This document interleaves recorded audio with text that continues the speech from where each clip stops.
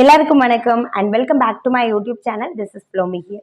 தமிழ்நாடே ரொம்ப ஆவலா எதிர்பார்த்து காத்துட்டு இருக்க ஒரு முக்கியமான விஷயம் என்ன அப்படின்னு கேட்டிங்கன்னா, சைதை துரைசாமி அவங்களோட பையன் வெற்றி துரைசாமியோட டிஎன்ஏ டெஸ்ட் ரிசல்ட் வந்து இன்னைக்கு வந்துடும் அப்படின்னு சொல்லியிருக்காங்க. அதுக்காக தான் எல்லாரும் எதிர்பார்த்து காத்துட்டு இருக்காங்க. ஏன் அப்படின்னா, அந்த டிஎன்ஏ டெஸ்ட் ரிசல்ட் வந்ததுக்கு அப்புறம் தான் வெற்றி அவங்க உயிரோடு தான் இருக்காங்களா, இல்லை வேற எங்கேயும் கரை ஒதுங்கி போயிருக்காங்களா, அந்த கார்ல வெற்றி இருந்தாங்களா, இப்படி பல்வேறு விதமான கேள்விகளுக்கு பதில் வந்து அந்த டிஎன்ஏ டெஸ்ட் மூலமாக தான் கிடைக்க போகுது. ஸோ எல்லாரும் அதற்காக தான் காத்துட்ருக்காங்க.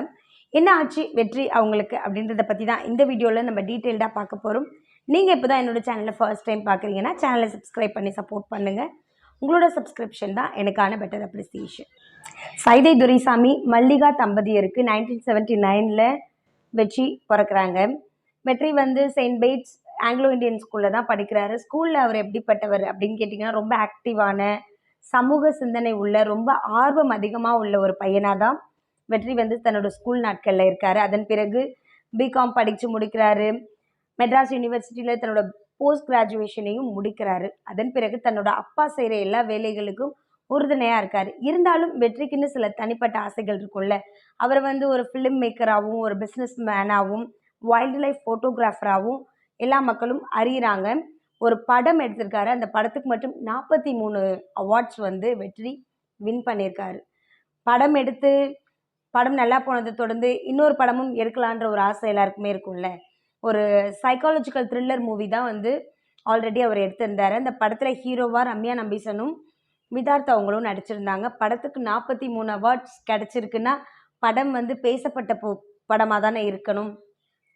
இப்போ கூட ரீசெண்டாக வந்து ஏதோ ஒரு த்ரில்லர் படத்துக்கு லொக்கேஷன் பார்க்கறதுக்காக தான் அவர் இமாச்சல் பிரதேஷ்க்கு போயிருக்காரு.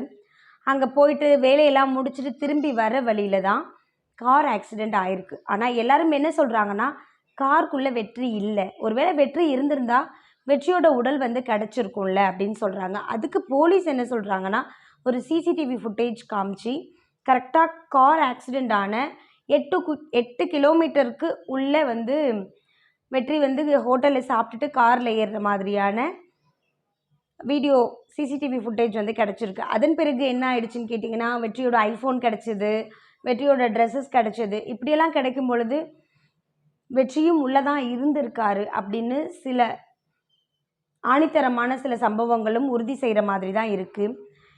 இவங்க 2 பேரோட பாடி கிடைக்கும் பொழுது ஏன் வெற்றியோட பாடி மட்டும் கிடைக்கல அப்படின்ற கேள்விகளுக்கு என்ன மாதிரியான பதிலை எல்லாரும் சொல்கிறாங்கன்னா, அவங்க 2 பேருமே காரில் சீட் பெல்ட் போட்டுட்டு உட்காந்துட்டு இருந்தாங்க.